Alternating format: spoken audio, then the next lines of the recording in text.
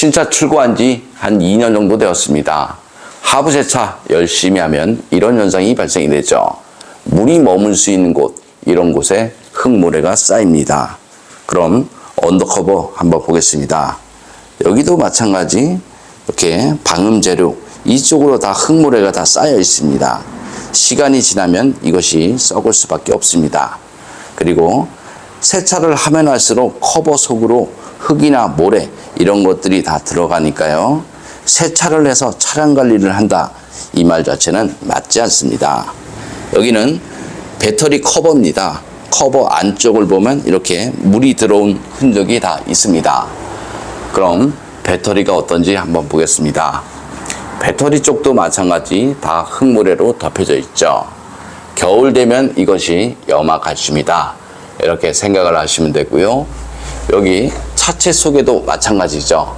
세차를 하면 할수록 이 안쪽으로 흙이나 모래 이런 것들이 들어가면서 차체 속 물 배수구를 막는 경우 많이 있습니다.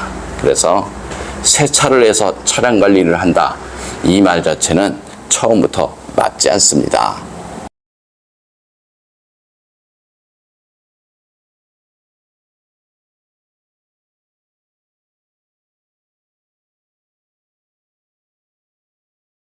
소렌토 투명 코팅 시공 후 모습 보겠습니다. 여기는 앞쪽 멤버 있는 부분이고요. 여기 홀 속에는 투명 코팅제와 이너왁스로 해서 안쪽 시공이 되었습니다. 여기는 앞바퀴 안쪽 부분이고요. 볼트나 너트 이런 곳은 부식이 잘 되는 곳이니까요. 이런 곳은 마스킹이 필요한 것이 아니고 방청 작업이 필요하죠. 여기는 앞바퀴 휠하우스 있는 부분이고요. 눈길 주행을 하게 되면 물로 변한 염화칼슘이 이렇게 흘러서 차체 속으로 다 들어갑니다. 그럼 여기 부식 있는 부분 이런 곳에 머물 수밖에 없습니다.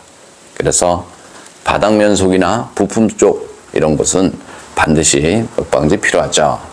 이쪽 부분 언더커버가 있습니다. 하지만 세차를 하거나 눈길 주행을 하게 되면 이곳까지 모두 염화칼슘으로 범벅이 됩니다. 그래서 배터리 있는 쪽은 저렴 코팅제를 이용해서 시공을 하시면 되죠. 이런 곳에 코팅을 해도 눌러서 빼면 잘 빠지니까요. 무상 수리받는데도 전혀 문제가 없습니다. 저렴 코팅제 같은 경우는 처음부터 전기장치에 코팅을 할 수 있는 거니까요. 전혀 문제가 없죠. 여기 뒤쪽 서스펜션 있는 부분인데요. 이런 곳은 염화칼슘이 흐르죠. 그럼 이런 곳은 부식이 덜 나고요. 볼트나 너트, 부식이 있는 부분 이런 곳은 염화칼슘이 머무는 곳이죠. 그래서 그런 곳은 방청 작업하는 것이 훨씬 좋습니다. 여기 트렁크 있는 부분인데요. 세차를 하게 되면 물이 들어가죠. 그럼 이쪽으로 빠져야 됩니다. 그런데 이런 곳에 두껍게 코팅을 해버리면 물 배수에 바로 지장을 줄 수밖에 없습니다. 하부 세차를 하게 되면 이 안쪽으로 흙이나 모래 이런 것들이 들어갔죠. 그래서 물 배수구는 상당히 중요합니다. 투명 코팅 장점을 보겠습니다. 투명 코팅은 바닥 겉면, 바닥 속면, 전기장치, 센서, 커넥터 모두 시공이 가능하기 때문에 사실상 염화칼슘이 묻어도 하부 세차는 필요 없다. 저는 이렇게 봅니다. 좀 더 자세한 내용은 네이버에 코팅나라 검색을 하면 제 블로그가 있습니다.